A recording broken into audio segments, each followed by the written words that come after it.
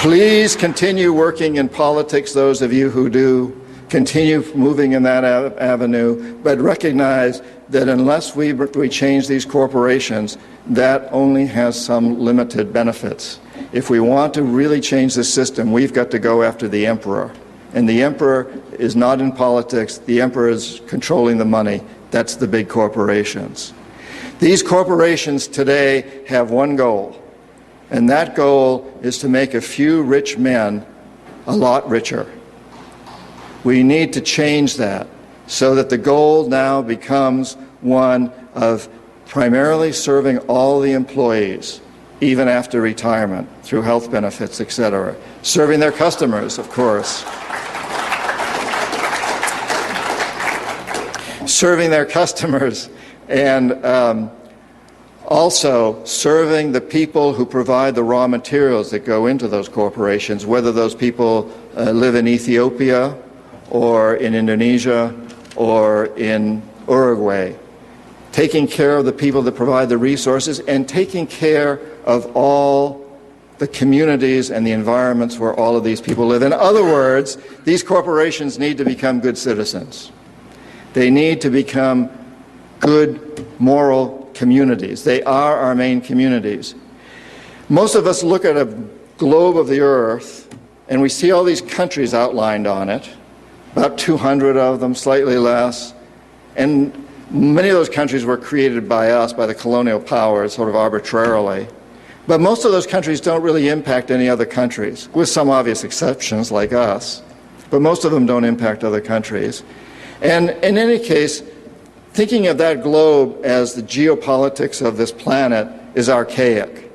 The real geopolitics of this planet could better be viewed as a bunch of huge clouds that move around this planet, and those clouds are the big corporations. And they really run the geopolitics of this planet. Of the 100 largest economies in the world, 51 are corporations, not governments, and 47 of those are US based. These are the entities that control the planet. And so we must change those corporations. We must bring them around. They will tell you, and all of our governments will tell you, that every country out there that we're working with ought to be a democracy and ought to be transparent. And I think that's a pretty good idea. But what about the corporations? Every corporation should be democratic and transparent.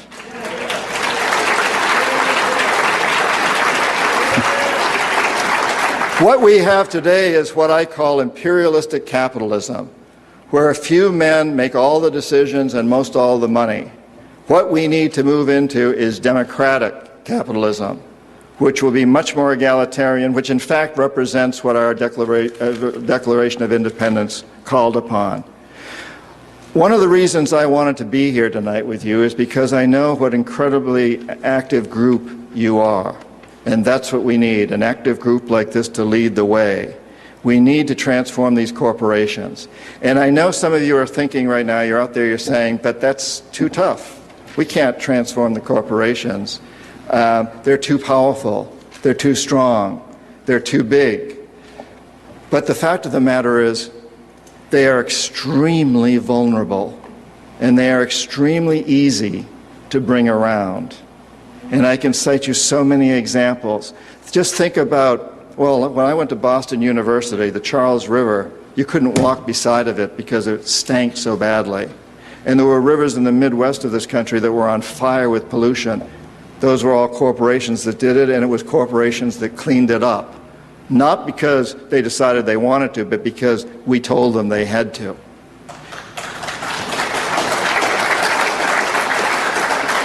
And the corporations were destroying the ozone layer with aerosol cans and other types of chemical pollutants. That's changed. We reversed that. And we brought about much more egalitarian policies in corporations regarding race and gender issues. We've had tremendous impact on corporations whenever we've decided that that's what we wanted to do. We need to now use those same techniques to change the basic premise of the corporation so it transforms itself from an imperialistic organization to a democratic one. So it transforms itself from instead of a place that makes a lot of money for a few people to take care of its employees and its customers and those who supply the raw materials. I'd like to tell you a little story. One of my I do a lot of work with organizations. I used to do a lot of work something called Shape-Shifting the Corporation, and that was through a nonprofit called Dream Change. You can see it at dreamchange.org if you're interested. But one of my favorite organizations is Rainforest Action Network, RAN. RAN has managed to change the policies of huge corporations as they relate to cutting old growth and rainforest trees. They have changed Boise Cascade, huge organization. They have changed Home Depot and Kinko's. They have changed Citicorp and Goldman Sachs. They've had a tremendous influence on corporations. They do it all non-violently, but they're very creative. They demonstrate, they hang banners, they do all kinds of things. They have less than 40 employees, and they operate on a budget of less than $4 million, and they do amazing, amazing things. And not too long ago, there was they've also had a huge impact on Mitsubishi. Not long ago, there was a campaign where Rainforest Action Network was going after a huge corporation to get them to change their policies. And they were using all these techniques, and then it got very nasty and ugly between a senior vice president of this big corporation and the founder and then president of Rainforest Action Network, Randy Hayes. They locked horns. It got very, very nasty. In the end, Rainforest Action Network won. They've never lost a campaign. And this big international corporation signed the agreement with Rainforest Action Network that they would no longer cut old growth trees or rainforest trees. A few months after that agreement was signed, I had the good fortune of being at a conference in Santa Barbara, California with these two men attending, about 30 people, including these two men, the senior vice president and Randy Hayes. And on Saturday night, I ended up on this mountain overlooking the Pacific with an almost full moon rising, sitting in a hot tub with these two men, drinking beer, naked, feeling just a little vulnerable. These two guys, they've been nasty, and I'm the only thing between them there. White bear. But as the night went on and we drank a little more beer, finally this senior vice president turned to Randy and he said, "Randy, I got to thank you. I and a number of other executives at our corporation had wanted to do the right thing about rainforests for some time, but we didn't dare take it to our management. We were afraid we'd lose our jobs. We didn't dare take it to the stockholders. And then you came after us, and all your people went out on the streets and demonstrated, and finally it got right in the face of management. It was ugly and it was difficult, but it gave us the opportunity to force our company to do the right thing." And I got to tell you that across this country, there are many corporate CEOs and other executives who want to do the right thing. They are human beings. I know a lot of them personally. They have children, grandchildren, nephews and nieces. They know about Osama bin Laden. They know about Hugo Chavez. They know what's going on in Latin America. They know that the environment's being destroyed. They've seen the Al Gore movie. They know what's going on, probably better than a lot of the rest of us, and they're damn scared. But they don't know what to do. And so it's up to us to tell them what to do, to show them the right way, to do like Rainforest Action Network did, every one of us. And so I'm here tonight to say to you, keep on going after King George and keep fighting to end that war in Iraq. We must do these things, but realize that in a way those are Band-Aids, and we must do them because we're hemorrhaging badly. We got to get out of Iraq. We've got to, change the policies of this country immediately. But we've also got to go after the root cause, the deep disease that's here. And that deep disease is that up until World War II, in my opinion, this country was moving in an amazing direction.